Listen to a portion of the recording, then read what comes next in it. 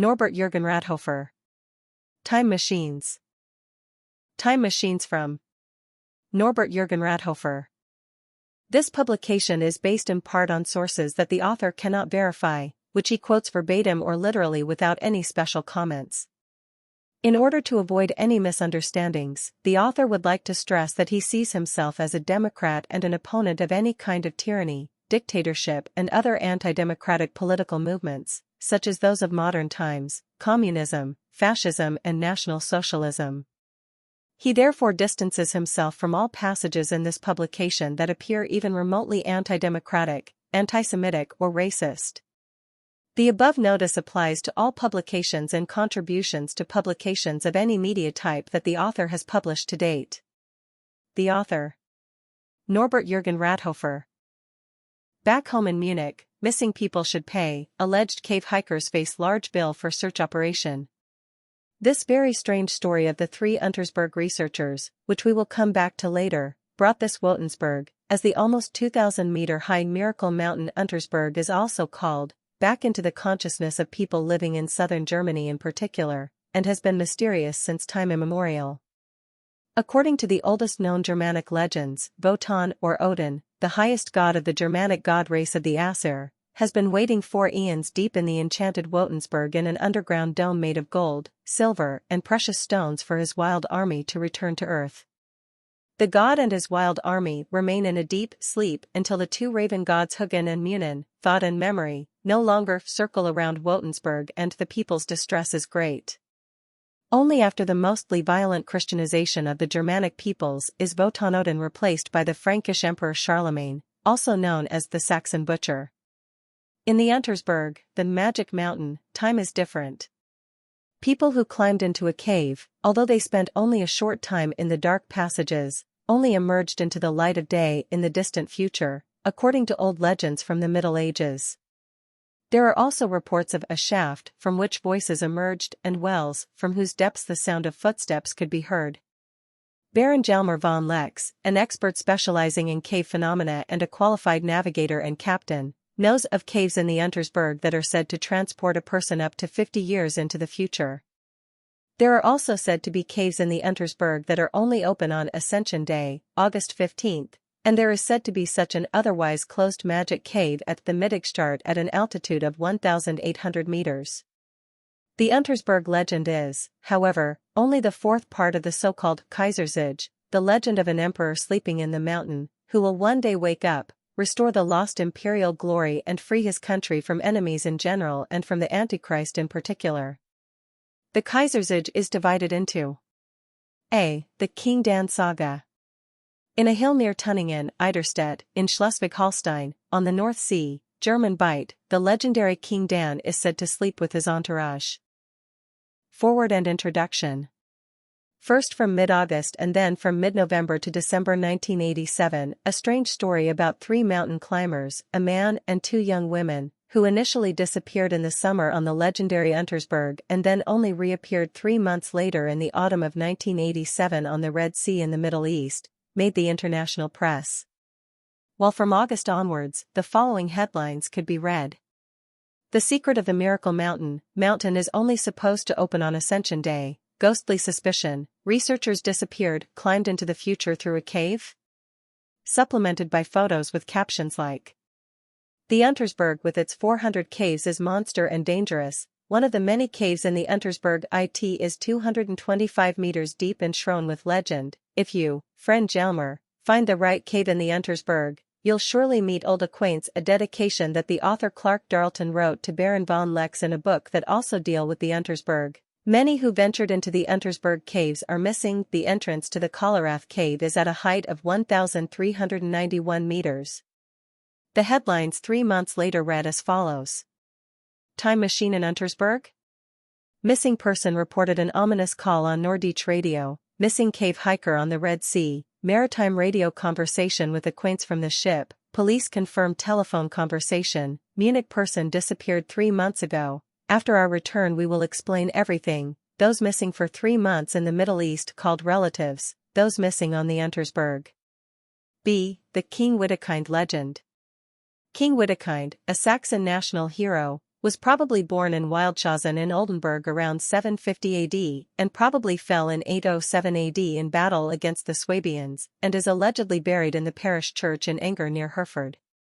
He invaded the Rhineland in 778 AD during Charlemagne's campaign in Spain, but then submitted to Charlemagne in 785 AD, who was then his godfather at Widekind's baptism in Attigny. In Westphalia in the Babylonia between Lübeck and Holthausen, King Widekind and his entourage are said to, also, sleep in a huge underground cave system.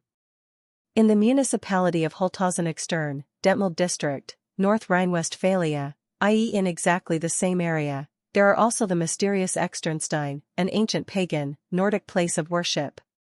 The Externstein are a jagged group of rocks from the sandstone chain of the Teutoburg forest, which is interrupted here. In addition to ancient weathered, barely recognizable pagan engravings and medieval Christian ones, they also have various depressions, such as the entrance to the underworld, which, according to legend, was buried during the time of the fall from heaven.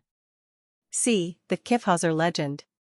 The Kyffhäuser is a wooded mountain ridge south of the lower Harz, Halle district, which reaches its maximum height of 477 meters with the Kulpenberg. Around 4 kilometers west of Frankenhausen in the Kyffhäuser lies the 1,300-meter-long Barbarossa Cave, the largest karst cave in the southern Harz foothills. Emperor Frederick I Barbarossa, Redbeard, is said to have slept with his entourage in an inaccessible, closed part of this cave. Other Kyffhäuser sleepers are said to be the emperors Otto I and Frederick II. Between 800 and 400 BC, there was a Germanic fortress on the ridge of the Kyffhäuser Mountains, and from the 11th century AD, there was a 3-part castle complex that gained importance as an imperial castle. Between 1890 and 1896, the Kaiser Wilhelm National Monument was built on the Kyffhäuser. The already described Untersberg legend with Charlemagne, the king of the Franks and emperor of the Holy Roman Empire, as the sleeper. Here are some additional details about the Untersberg. Untersberg is a mountain range in the Berchtesgaden Alps on the Bavarian Salzburg border, with karst springs, e.g. the Muckenbrunn, and ice caves, e.g. the Kohleraffel. In total, there are over 400 caves in the Untersberg, of which only around 160 have been explored.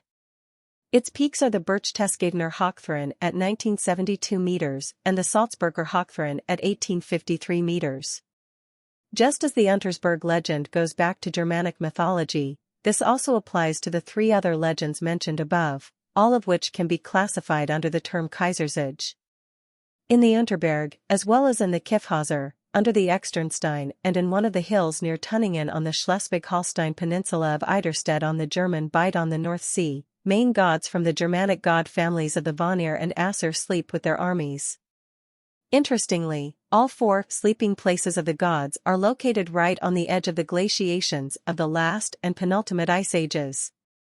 The southernmost place of the gods' sleep, the Untersberg or Wotensberg, is located just outside the Sisera Glacier ice cap, which covered the entire Alps, similar to Greenland today, until 200,000 years ago, and is in places several kilometers thick.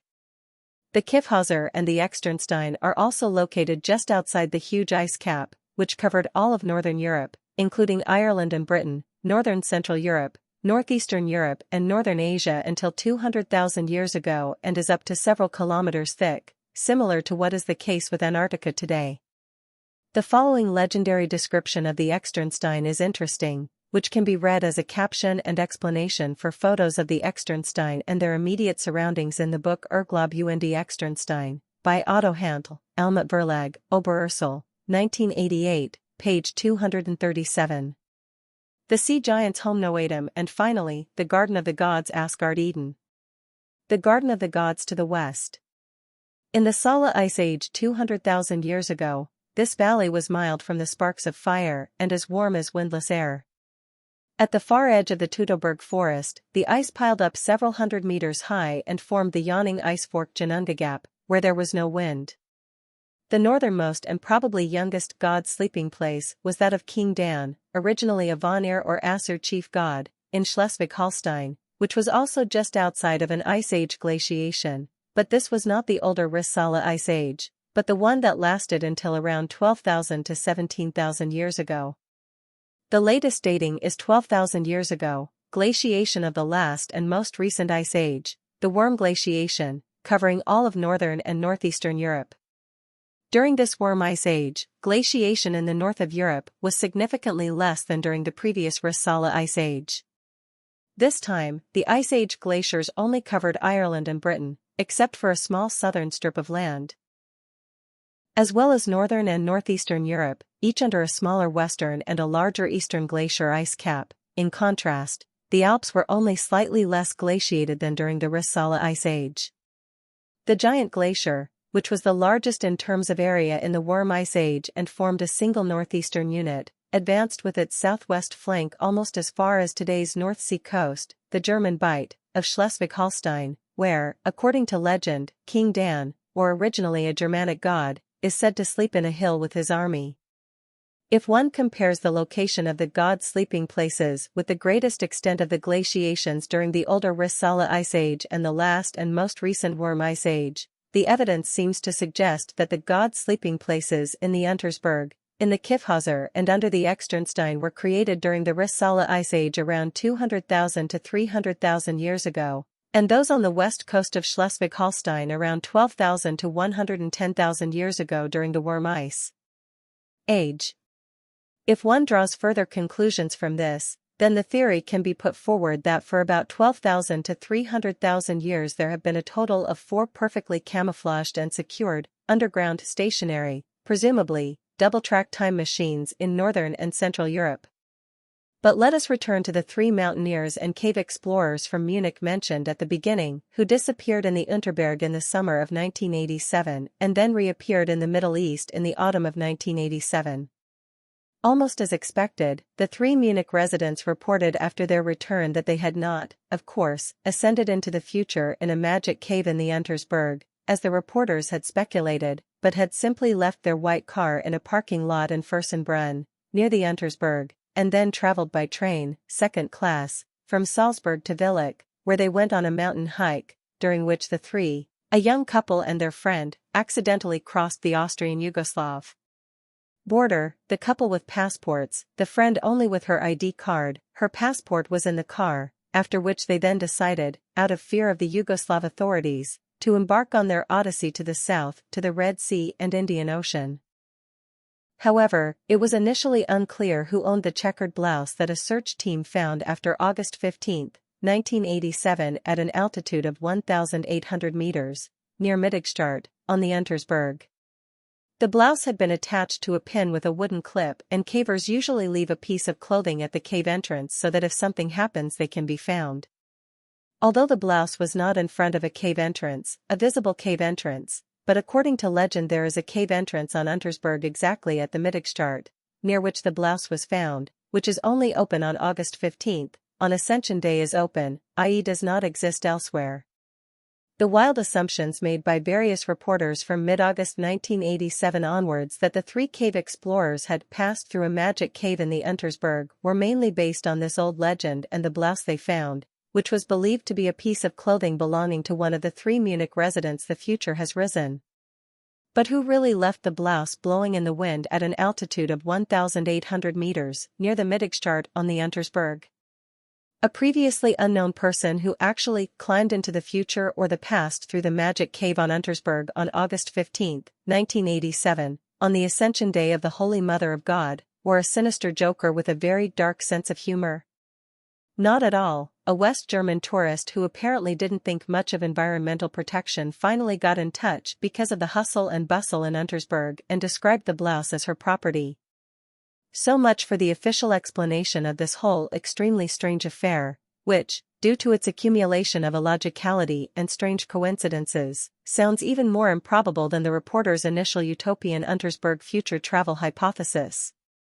Another thing, the names of the young couple and their girlfriend were deliberately not mentioned here, as this happened often enough anyway in 1987, much to their chagrin. If a cave on Untersberg opens for a time journey on August 15, this may be due to a highly developed automatic chronometer that was set to this point in time for unknown reasons. It is also still unknown what type of time machine, whether artificial or natural, is now in the Untersberg, as is the case for the 3 other sleeping places of the gods in Kyffhäuser, under the Eksternstein and in the hill. Applies to Tunningen. If the time machine in Untersberg was artificial, i.e. built by human hands, then the time machine department responsible for time travel into the future is probably constantly in operation. A person who has penetrated the Untersberg through the magic cave will probably not get straight into the time machine, but into rooms in front of it, such as a rock passage leading around the time machine, because the actual time machine facility will probably also be additionally secured and locked B. In this presumably circular cave passage, the spacetime fields emanating from the activated time machine probably reached through the rock at their edge areas into this cave passage around the time machine. Since, as we will see, a time machine usually has to be switched on for longer when traveling through time into the future than when traveling into the past, a person entering the Untersberg through the magic cave will pass through the spacetime peripheral fields. The time machine is usually transported more or less far into the future, usually only weeks and only in rare cases up to 50 years. In the first part of this document that follows, the well-known formula E equals mc squared is quoted on the first page. It should be said that Albert Einstein was at best the second rediscoverer of this formula. As early as 1846, the German physicist Professor Wilhelm Weber gave the formula E equals mc superscript 2 in his scientific notes. In 1904, the German-Austrian physicist Professor Friedrich Hasenöhrl was the second German scientist to also develop this formula, and it was only in 1905, exactly 1 year later, that Albert Einstein was the third person to incorrectly publish this formula as his discovery. The question now arises as to whether the well-known special and general theories of relativity and the less well-known, unfinished, unified field theory of Albert Einstein are not just so-called rediscoveries? At least in the case of the first, the special theory of relativity, which, by the way, contradicts in various details with the second, the general theory of relativity, the actual authors are the scientists H. A. Lorentz, W. Voigt, J. Larmor, H. Poignard, H. Minkowski, and M. von Lau.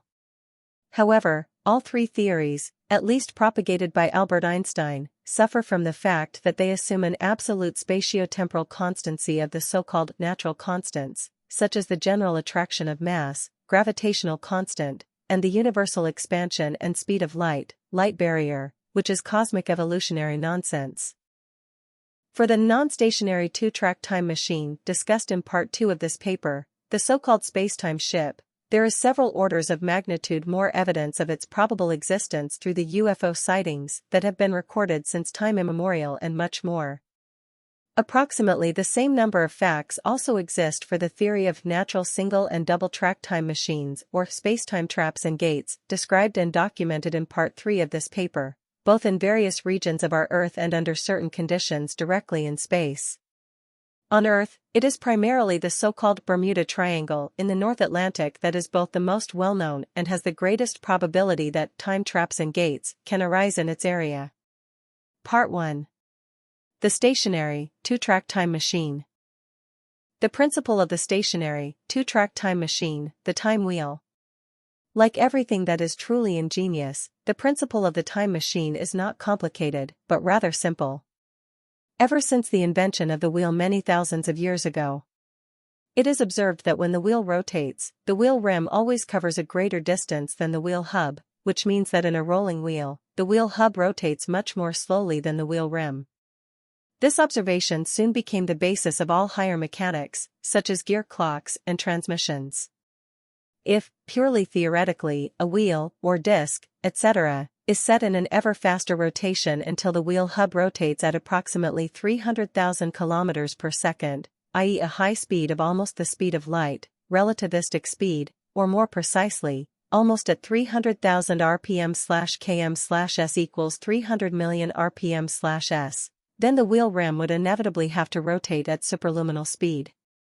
However, since the speed of light is also the expansion speed of the universe, a body, matter, or energy, E equals m.c superscript 2, traveling faster than the speed of light would in principle have to leave our universe, and would therefore no longer exist here. However, since our universe does not exist for just a moment, but has probably existed for up to 20 billion years, the wheel rim, which has now become singular, disappears from our relative present, but then falls back into the past of the Earth and the universe until it reaches a period of time, a time level, in which the speed of light and expansion of the, then, universe is slightly higher than its rotation speed. It should be noted that some scientists today assume that the speed of expansion and light at the beginning of the universe was much higher than the speed of almost 300,000 kilometers per second that we know today, which either dropped very soon after the creation of the universe, after the Big Bang, or parallel to the expansion of the universe until it reached the value of almost 300,000 kilometers per second that we know today in our relative present. The wheel, which in our relative present rotates at almost the speed of light, almost 300,000 kilometers per second, on its inner side, the wheel hub, then rotates with its outer side, the wheel rim, depending on its size, into the very distant past of our universe, whereby it forms, or can or could form, a ring-shaped space-time tunnel reaching up to 20 billion years into the past, a ring-shaped so-called wormhole, as the cosmological theoretical technical term goes. An organic, e.g. a human, or inorganic, e.g. a stone, object that approaches the edge of the wheel then falls through this ring-shaped physically singular space-time tunnel, wormhole, up to 20 billion years into the past, given the corresponding size of the time wheel, if the wheel hub rotates at almost the speed of light. The lower the rotation of the wheel hub in the relativistic speed range, the lower, or more precisely, the superluminal speed of the wheel tire, or the less far the ring-shaped space-time hole extends back into the relative past. However, if an object approaches the wheel center, the wheel hub, which rotates at almost the speed of light, it is accelerated to almost the speed of light, which causes its relative proper time, that of the object, to slow down drastically in the now highly relativistic speed range, so that it then practically stands still. If the time wheel now gradually slows down its speed until it comes to a standstill, then a person will leave the hub of the time wheel of the time machine almost exactly as old as he or she was when he or she entered it, regardless of how long he or she stayed in it.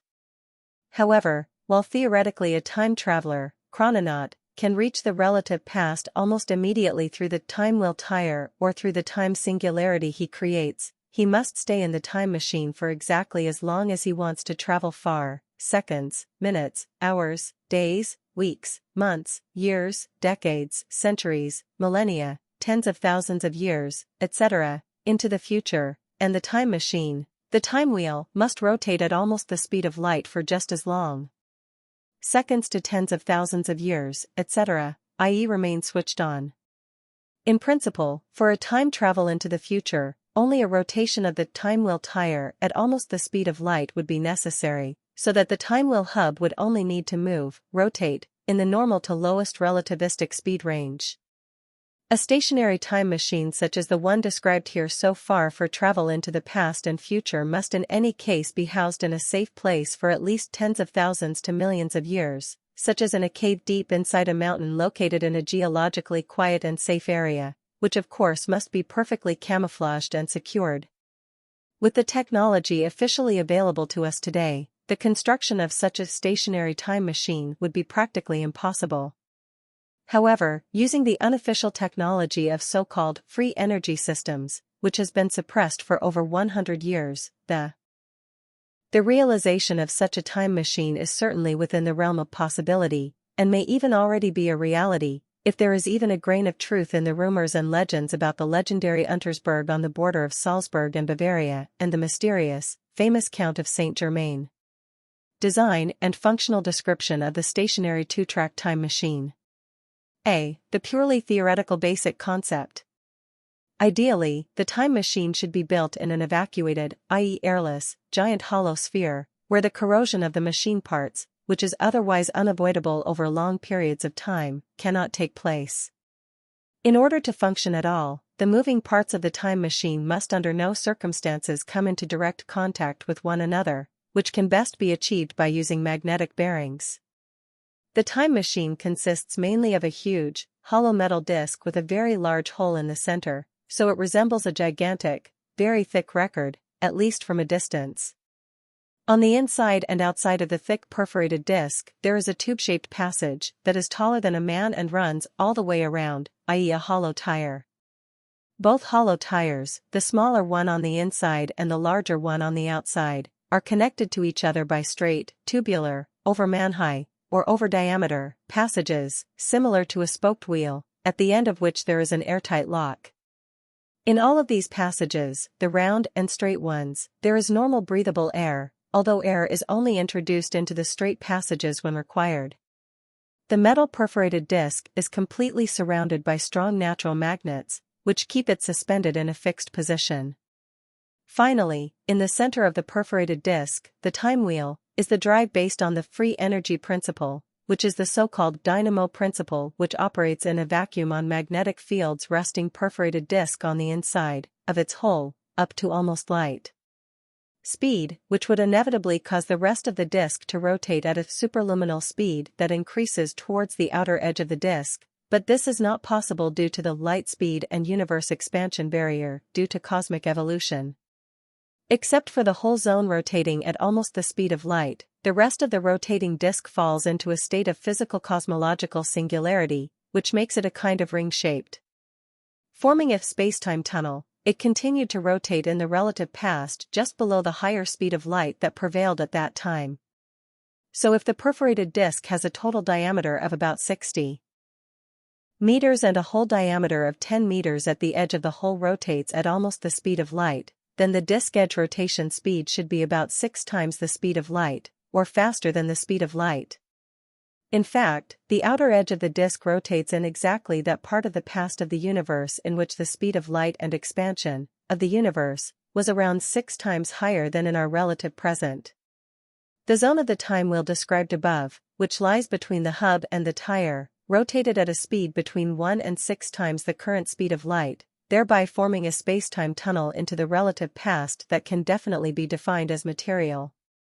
While in a time journey into the relative future using rotation at almost the speed of light, the chrononaut's time travel destination can also be precisely calculated and determined using Albert Einstein's current special theory of relativity. In a time journey into the relative past, the calculation of the respective time travel destination depends on which of the light and universe expansion speed non-constant theories mentioned briefly here, there were two, actually applies. If, after the universal Big Bang and the resulting expansion of the universe, the speed of expansion and the speed of light dropped relatively quickly to today's value of almost 300,000 kilometers per second, equals theory of the inflationary universe, then the spacetime tunnel of the above time machine would reach back almost to the beginning of the universe around 20 billion years ago. However, if the reduction in the speed of expansion and light or speed of light constant, and in parallel, presumably also the gravitational constant of universal mass attraction, was slowed down to a certain extent, then the range of the spacetime tunnel into the past is less than 10 billion years, more precisely about 8.5 billion years, based on the gravitational reduction theory of the British Nobel Prize winner in physics in 1933, Paul A.M. Dirac. A particularly important aspect of free energy systems is their ability to control gravity and inertia, which makes it possible to achieve an anti-gravity effect, and gravitational effect, and flight without any moments of inertia. This or gravitational effect, which always works in the direction of the positive pole of the special field created here, has its cause in the so-called gravitational constant, which is constantly decreasing and therefore higher in the past and always lower in the relative present. The positive pole, which can be defined as a cosmic physical singularity, allows the gravitational forces that were stronger in the past to now become effective in the present in a limited space, whereby an anti- or gravitational effect occurs in the direction of the positive pole, which is caused by the gravitational pull emanating from the positive pole. All free energy systems and devices are basically nothing more than a kind of time machine variation that use the higher energy level of the relative past practically for all eternity through a stronger or weaker physical spacetime singularity created in the relative present, and allow this energy to flow into their system in the form of electricity, whereby the cosmologically and evolutionarily determined past-present energy gradient can be made technologically usable, similar to a water wheel driven by a waterfall. This means that the so-called light quanta or photons of the past, at over 300,000 kilometers per second, are in principle tachyons or superluminal quanta for those of the present, at just under 300,000 kilometers per second, so that the terms tachyon converter and tachyon drive for machines operating according to the free energy principle are not at all wrong, even though these time-dependent tachyons do not fit into the tachyon theories that have been put forward so far. Let us briefly summarize. While the weaker present gravitational constant and the stronger past gravitational constant via the positive pole as a cosmic physical spacetime singularity enabled a gravitational pull that in principle worked from the past through this positive pull into the present, which could produce anti- and/or gravitational effects depending on its position and direction, the other non-gravitational past-present energy gradient created an energy flow that flowed into the system from the past into the present by means of a so-called tachyon converter, presumably via its negative pole. If, as many school scientists still claim, the general mass attraction, gravitational constant, and the light and universe expansion speed are actually spacetime constant, then most likely no free energy systems could exist. The function and construction of the drive, tachyon or electrogravitational drive as the second name for the tachyon drive is, of the time machine, the time wheel, which works according to the free energy principle, can be described as follows. The time wheel, which is divided into segments and resembles a record, is surrounded by several electromagnets in a circle on its inside, the whole. According to the principle of the electromagnetic generator, dynamo principle, the time wheel is set in rotation using an accumulator as a starter. Now set in rotation, the time wheel passes the electromagnets surrounding it on the inside, which are fed by the current that is generated by the electrical potential separation in the radial direction. Even at a low rotation speed, around 100 kV, kilovolts, are generated. Electrostatic effects such as strong crackling combined with the smell of ozone, which occur in the atmosphere with this electrical voltage, do not occur in the vacuum of the time machine. With further rotational acceleration, a rapidly increasing gravitational effect acts towards the center of the wheel from 1010 to 1014 volts, equals 10 billion to 100 trillion volts. It must be explained that the center of the wheel hub, is positively charged and the outer edge of the wheel tire, is negatively charged. Parallel to the inward-directed gravitational effect of the tachyon electrogravitational field, the outward-directed centrifugal force of the ever-faster rotating time wheel also increases rapidly, creating a zone in and around the time wheel without which it would sooner or later burst due to the ever-increasing centrifugal force, not to mention a chrononaut in the time wheel, because he would be killed by the centrifugal force long before the time wheel is destroyed. The construction of a time wheel therefore stands or falls with the ability to completely compensate for the centrifugal force that comes into effect when it rotates. B. A still complex and voluminous, but already practically realizable concept. With this type of time wheel, a time traveler can now travel into the relative past within the time wheel tire, but if he leaves the time wheel, which is rotating at the then relativistic speed range, he would inevitably be crushed almost simultaneously and burn up in the atmosphere outside the field absorbing the centrifugal force. However, if the time wheel stops, i.e. if its rotation speed drops, then it and the chrononaut are back in the relative present. In practice, the time wheel would only allow a chrononaut to travel back in time into the relative future. In order for a time traveler to leave the time machine in the relative past alive, unharmed, and safe, the following additional constructions are required. A second time wheel must be mounted just above the 1. time wheel. The distance between the two time wheels should be more than a man's height.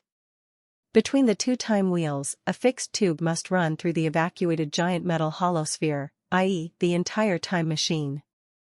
At both ends of the corridor there are airlocks leading to the outside, but these only represent an additional safety factor, because air pressure and breathable air are normal within the time corridor. The lower time wheel rotates clockwise, and the upper one counterclockwise. If the outer edges of the two time wheels rotating in opposite directions rotate at superluminal speed, measured at the present speed of light, then the time traveler, chrononaut, must already be standing in front of the airlock at the end of the corridor, absolutely outside the relativistic zone of the time wheels, if he does not want to be frozen in time. If this is the case, i.e. he is standing in front of the lock, then he only needs to open it and walk through it, and he will find himself in a certain section of the relative past. In addition, the time wheels only require the tubes running all the way around the wheel rims. If a time traveler, a chrononaut, wants to make a time journey into the relative future, then the wheel rim only needs to have a rotation speed of almost 300,000 rpm/s. What happens now when a chrononaut uses this really useful two-track stationary time machine through the space-time gate in the truest sense of the word, from the relative present into the relative future? Past without any effort in a few steps and enters it as if he were only going from one room to another? Here is the answer and explanation. Not only the tachyon or electrogravitational fields that protect the rotating time wheels, absorb their centrifugal force and create an anti-gravity effect, extend beyond the time wheels into space inside and slightly outside the time machine, or into its immediate surroundings, but also the spacetime singularity, the spacetime tunnel into the relative past, which is created by the outer edge of the time wheel rotating with a superluminal effect according to present conditions. The spacetime gravitational fields overlapping between the counterrotating time wheels form a vortex, similar to two counterrotating ocean currents around a rock, a spacetime vortex into the relative past around that section of the tube that lies between the two time wheel parts rotating with a superluminal effect. Without having to rotate with the time wheel and thus without the lethal centrifugal force and acceleration outside the time machine, the chrononaut could thus, like in an underpass, get from the present to the past in just a few steps.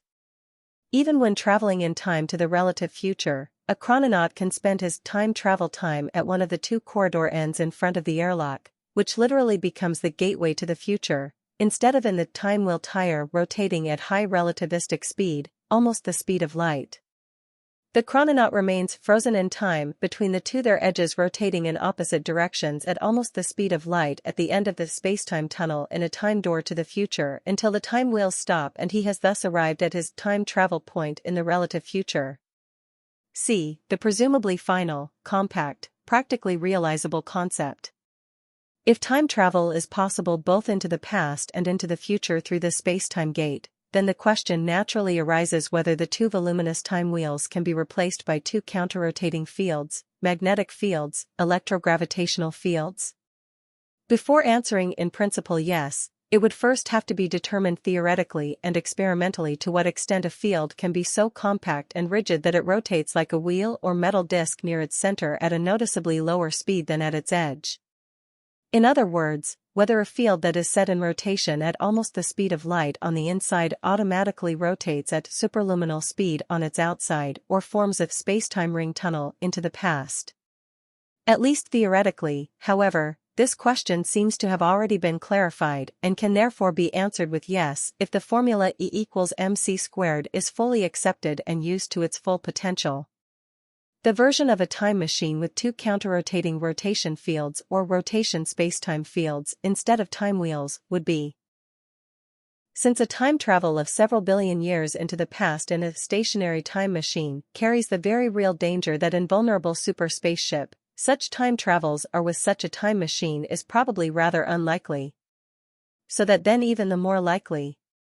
The chrononaut finds himself either suddenly in the interior of our sun, in the black hole in the center of our galaxy, or even in the white hole of our just expanding universe and burns up in the same moment, at best, but at least after a few seconds or minutes falls victim to the then much higher universal energy potential combined with a correspondingly higher gravitational constant if he does not wear highly developed and complex protective clothing, which offers the same protection as inside a time travel of only decades to tens of thousands of years is certainly more likely here. For this, the hubs of the time wheels only have to be accelerated to a fraction of the present speed of light, so that the time wheel edges only reach a very small speed faster than light. If the respective chrononaut wants to return to his relative present, from the relative past, then the time machine must remain switched on for as long as he is in the past. Otherwise it could become a time journey without return for him unless he chooses a point in time for his time travel into the past when the time machine already existed, or the inner zones of the rotation fields or the field edges.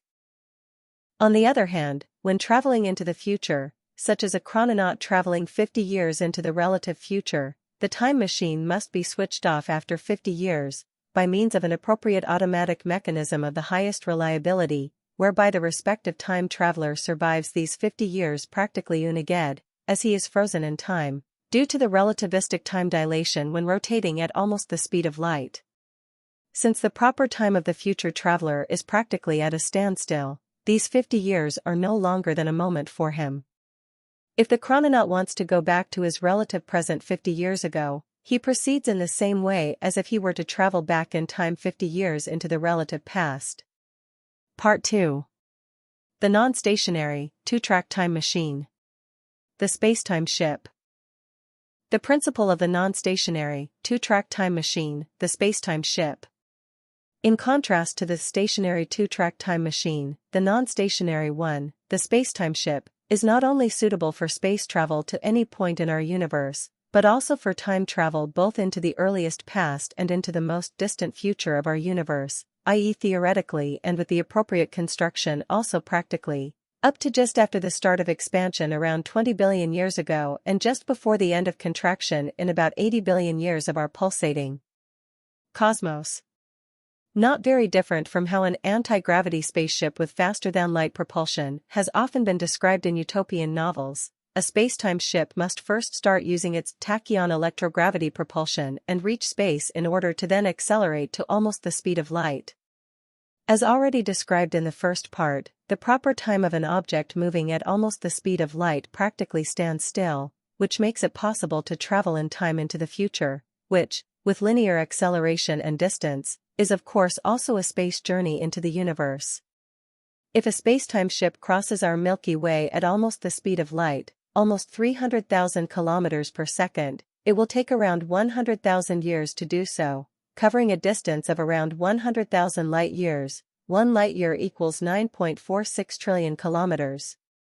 However, if the spacetime ship travels a 100,000 light-year arc through space from Earth at almost the speed of light, it will arrive back on Earth in 100,000 years.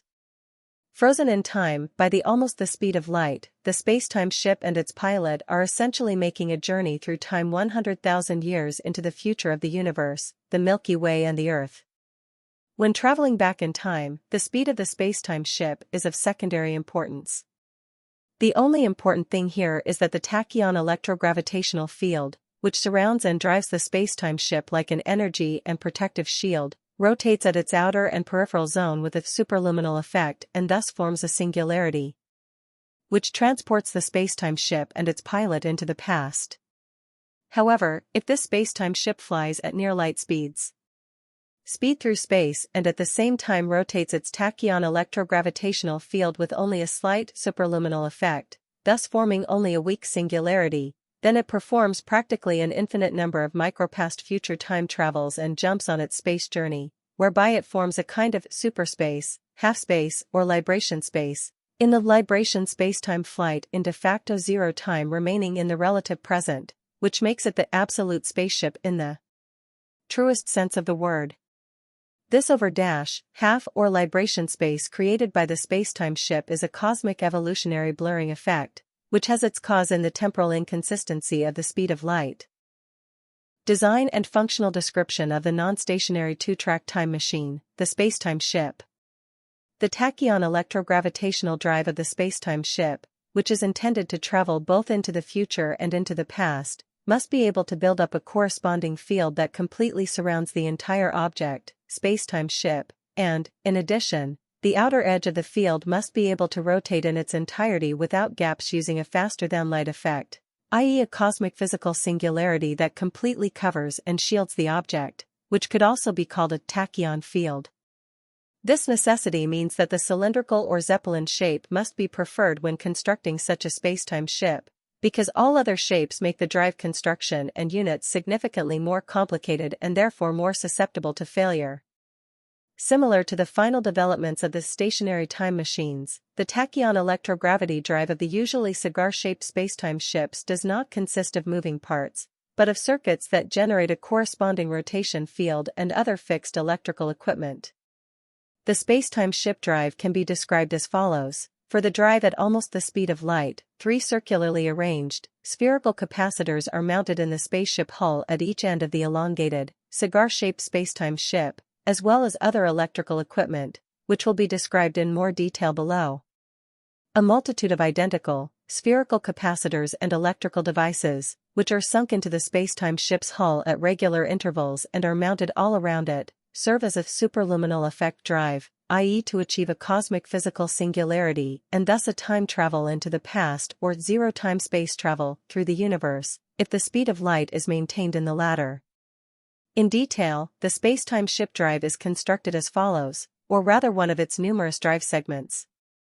Arranged around a vertically standing magnetic rod, there is a. an energy storage device at the top, b. immediately below three three-phase coils, which have a double solenoidal coil winding consisting of 1,000 turns, c. under the three coils there is a ferrite block, which, d. is surrounded by a barium-strontium titanate ring disc, which in turn is, e. enclosed by an excitation coil, whereby, f. three spherical capacitors at equal distances from each other, embedded in the barium-strontium titanate ring, form the intersection points of an imaginary, isosceles triangle and, g. at the bottom is the output coil of this electrogravity, tachyon apparatus, which works as follows. An external energy source, such as an electric accumulator or capacitor, serves as the starter, whereby electrical current is initially fed into the three-phase coils, which transform it into three-phase current and which, by flowing through the three spherical capacitors, alternatively charging and discharging, generates a rotating electromagnetic field. From a resonance frequency of about 100 kHz, an anti-gravity effect gradually begins to take effect within an atmosphere, accompanied by electrostatic effects, which then increases from 111 kHz and 1013 volts equals 10 teravolts. Voltage is amplified more and more without any external energy supply, whereby electrical energy can also be extracted from the system at the same time without reducing the anti-gravity effect. The following is of interest to the expert. As early as 1931, the British physicist and 1933 Nobel Prize winner in physics, Paul Adrien Maurice Dirac, put forward the theory that the entire empty space contains countless electrons with a negative energy potential. If such a ghost electron is now influenced by high-energy, cosmic radiation, then this electron usually jumps out of the negative energy ocean and becomes a normal electron with positive energy and mass. But in the place where this electron was previously in the negative energy ocean, there is now a kind of hole or bubble. This hole is a so-called negation of the negative mass, so it has a positive mass as well as a positive charge and is known to us today as a positron. Dirac then showed in his then completely new electron theory that the so-called expectation